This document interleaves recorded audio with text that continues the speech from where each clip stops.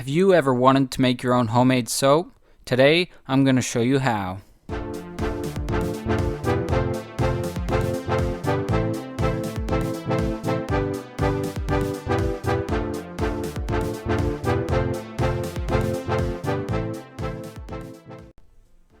What you're going to need for this project is a soap mold, measuring spoons, 2 measuring cups, 2 mixing spoons, cold brewed coffee, olive oil, lard, an emulsion blender, coffee grounds with a 1/4 cup, coconut oil, cocoa butter, shea butter, a thermometer, lye, protective glasses and disposable rubber gloves, vitamin E oil, eucalyptus oil, tea tree oil, syringes, vegetable shortening, and a scale. The first thing we're going to do is measure out our oils and butters. Take one of your measuring cups and put it on your scale. Tear the scale down to 0. Measure out 4 ounces of lard. Once you've measured out your item, you can transfer it to your other measuring cup before moving on.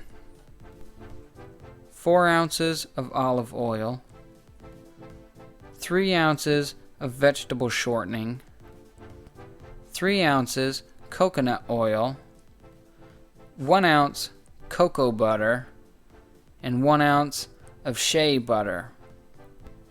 When you're measuring out all your items, be sure to do it separately. If you accidentally add too much, it's hard to remove the extra when you have everything mixed in one cup. Once you have all your ingredients measured, you should be able to put it on the scale and it'll equal out to 1 pound even. Now we're going to make our lye solution. Before we move on, a little lye disclaimer. When making soap, you use 100% lye, also known as sodium hydroxide. This is a highly caustic chemical and can cause burns to your skin and lungs if not handled properly. If this makes you uncomfortable, please make soap at your own risk. When mixing water with lye, you get an extreme chemical reaction in the form of heat generation. Never add the water to the lye, as this may cause a volcano effect. When handling and mixing lye, wear proper protection and do so in a well-ventilated area, as lye fumes can be dangerous. You have been warned, and I will not be held accountable for the mishandling of this chemical. To make our lye solution, we're first going to measure out our liquid. Make sure you clean all the oils out of your extra measuring cup, as these can affect the lye process. We're going to use the same method and put our measuring cup on the scale and tare it out. Now you're going to measure out 5.3 ounces of cold brewed coffee. Now we're going to measure out our lye. This is the point where you need to wear your protective gloves and eyewear. We're going to take a small cup and tare it out on the scale. Now, with a measuring spoon, we're going to measure out 2.2 ounces of lye. Now we're going to combine our lye and coffee solution. Take a mixing spoon and slowly scoop the lye into your coffee. Once it's all in, stir it with a mixing spoon until it's all dissolved. Be sure to stand back, because this will generate heat and fumes that you don't want to be breathing in.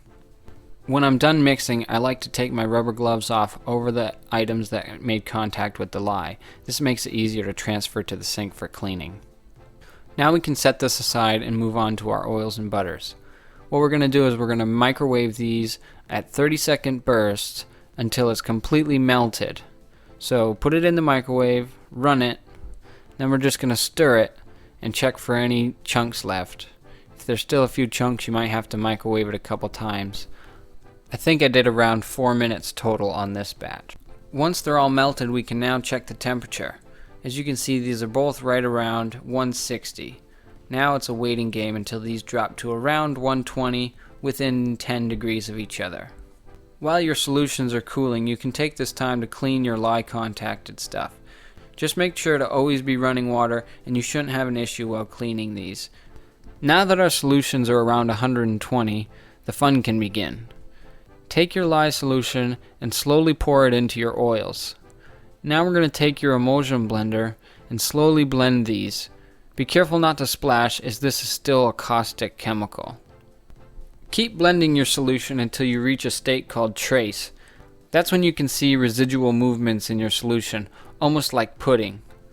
Once we reach a heavy trace, like this, we can now add 5 milliliters vitamin E oil, 1.25 milliliters tea tree oil, 2.5 milliliters eucalyptus oil, and a 1/4 cup of finely ground coffee grounds.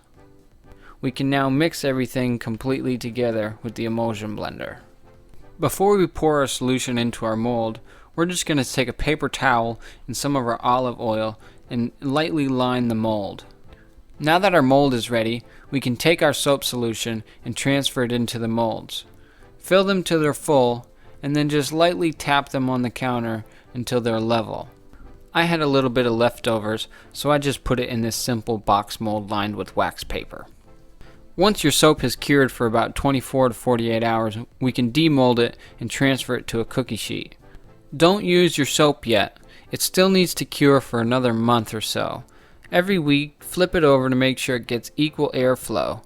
This will slowly neutralize the lye content and complete the saponification process, turning all of your oils into pure 100% homemade soap. Thanks for joining me, and I hope you enjoyed this project.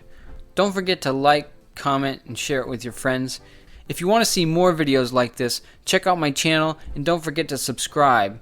See you guys on the next project.